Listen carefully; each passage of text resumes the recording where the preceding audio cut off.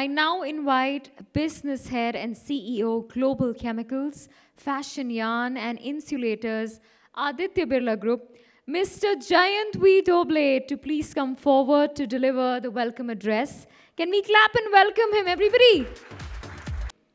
A very warm welcome to, I think, about 250 plus manufacturing professionals who are here today. I understand we are holding this event in person after 2 years, so that's really great. And it's really my honor to come here and make this opening address. Like each and every one of you here, I'm very passionate about manufacturing.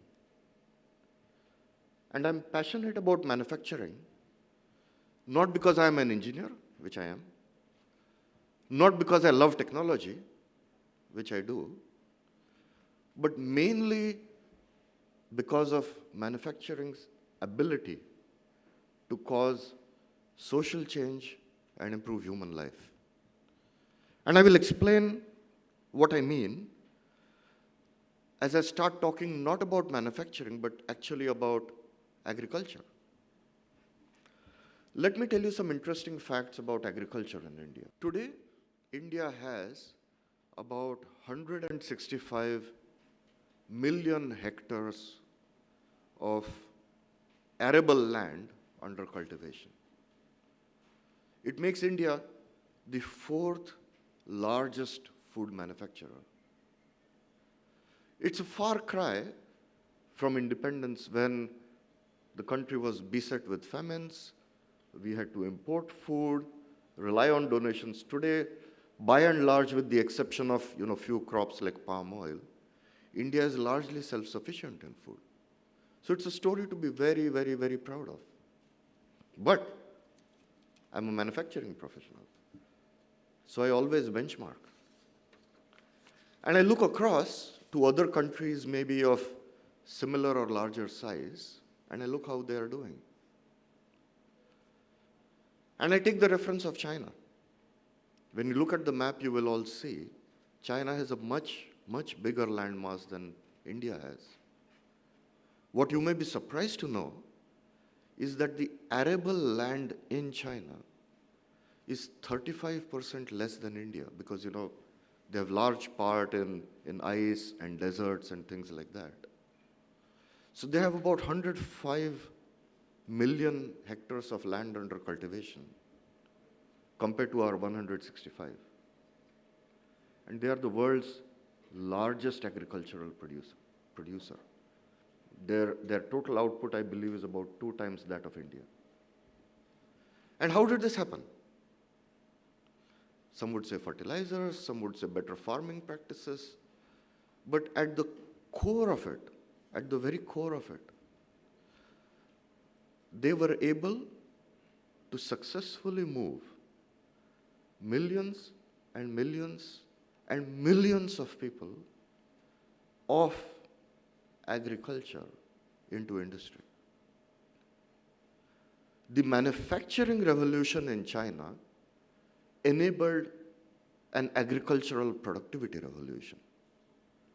So you see there is a dual-edged benefit that you see out of manufacturing.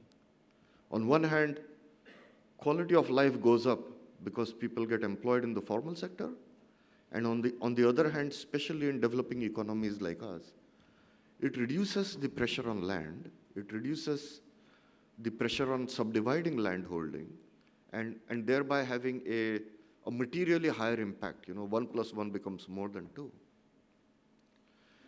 If you look at all the so-called Asian tiger economies, whether it is Taiwan, whether it is Korea, Thailand, some of these today are considered developed economies, in fact, part of the OECD. They went through the same journey before China did. They have about manufacturing contributing up to 50% of their GDP. And that enabled them to lift entire countries, entire nations out of poverty. Let's see where India stands today.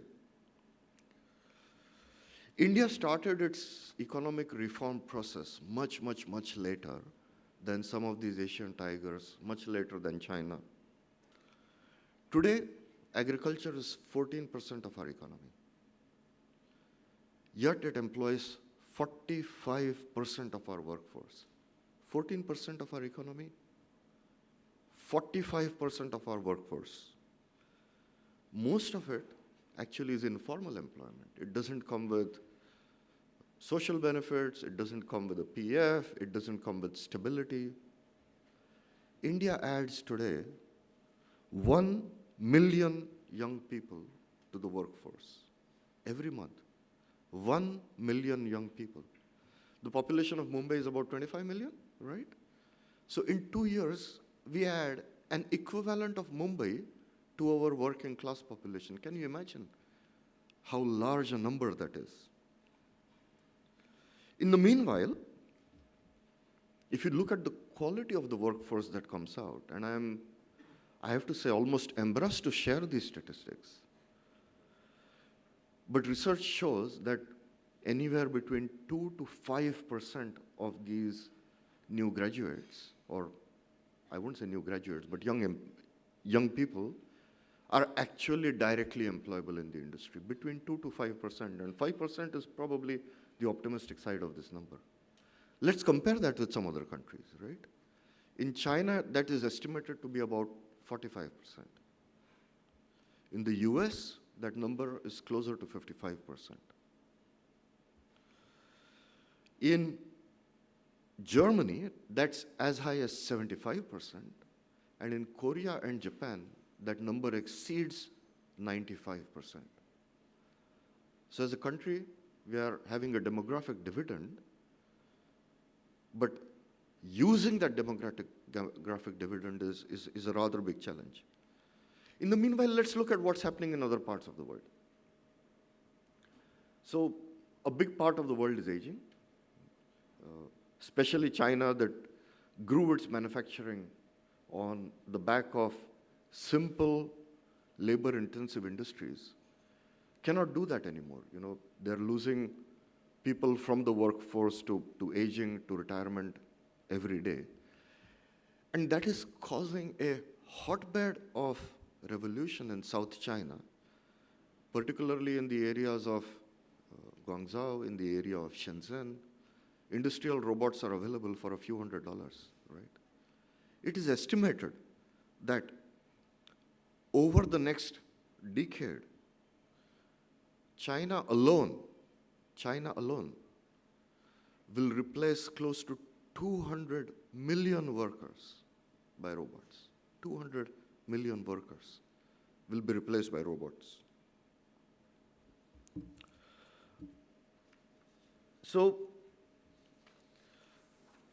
the way industry developed in some of these countries that I'm referring to will no longer actually be relevant to us. There are maybe just a few industries, for example, garment manufacturing, which will be less affected by the change. That's more difficult to automate, at least based on today's technology. But here we are faced with competition from other low-cost countries, Bangladesh, Vietnam, et cetera, et cetera. So the manufacturing model for India as we go forward will have to be different. It will have to be very different. It will have to be skill-based. It will have to be knowledge-intensive. And it will have to be more suited for the world of tomorrow than for the world of yesterday. It's possible to do. We have great examples of this within our own country. I'm representing the Aditya Birla group here. So I'll start by giving one example from our own group. Grasim Industries was founded about 10 days after India got independence. It was the first industry that moved into making fiber out of renewable materials, out of wood pulp. Cellulosic fiber is made out of wood pulp. At that point of time, it was a great leap of technology. Nobody knew actually how to make that. Over the years, Grasim perfected that process, moved on to closed loop solvent recycling, and I will not give a lecture on process technology here. But long story short, Today, Grasim is the world's largest manufacturer of cellulosic fiber, which is made essentially out of wood and renewable sources. In fact, it has a net carbon positive effect because the wood that grows in the forest, it absorbs the carbon dioxide from the air, and at the end, because the product is cellulosic in nature, it degrades over time. It does not stay back like polyester fiber does or a nylon fiber does. Moving to some other groups of industries, if you look at the vaccine industry or the pharma industry, it's a great example in process innovation. I think today, the developed world would not have access to low-cost vaccines. They would not have access to low-cost generic products were it not for the process innovation of companies like Serum Institute, Sun, Gerda Chemicals. India is very strong in this, and that is all driven by process innovation. When I grew up, I'm 53 years old, when I grew up, India would import petrol, diesel, kerosene, everything. Reliance today has set up one of the world's largest, if not the world's largest refining complexes. We are actually a net exporter of distillates. If you look in engineering, companies like Bharat Forge have made a phenomenal progress in becoming end-to-end solution providers of doing engineering, design, auto component development, and multi-shore manufacturing. So the DNA does exist in our country to be a manufacturing powerhouse. But we have a long way to go. Today, manufacturing generates only about 17-18% of our GDP. And what is more worrying is that in the last 13 years or so, share of employment in manufacturing has grown by only 1%. And that's not because of shortage of opportunities. It is not at all because of shortage of opportunities. I'll give some examples. India today has about 85,000 kilotons of titanium ore reserves. It's the third highest in the world. Yet, we import the refined metal. Another example, we have one of the largest reserves of nickel ores in the world. We neither mine it, nor do we refine it. Again, we import the refined metal. I believe about 35,000 crores of pharma intermediates are imported into India. We used to be strong in pharma intermediates. In fact, that's where the pharma industry started, but we lost competitiveness. The industry of pharma intermediates moved outside of India. Today, it's not only a lost opportunity, but potentially a national security issue. Similarly, there are certain other industries that must grow in India, which are national security issues. Electronics, semiconductor manufacturing is amongst one of them. We cannot just be happy by buying knockdown components from other parts of the world, assembling them, and claiming that we are doing mobile manufacturing. We cannot just be happy with that. We have to do much, much, much more than that. The end goal has to be a modern, knowledge-intensive, technology-driven, sustainable, and diverse manufacturing industry. And I'll talk a little bit about sustainability and diversity. Again, topics very close to my heart. There are a lot of consultants who make a good amount of money on sustainability, PowerPoint slides, etc. But it's not about that. Many of us here, probably 1, 2, or maximum 3 generations ago were connected actually with farming. India has been an agricultural economy.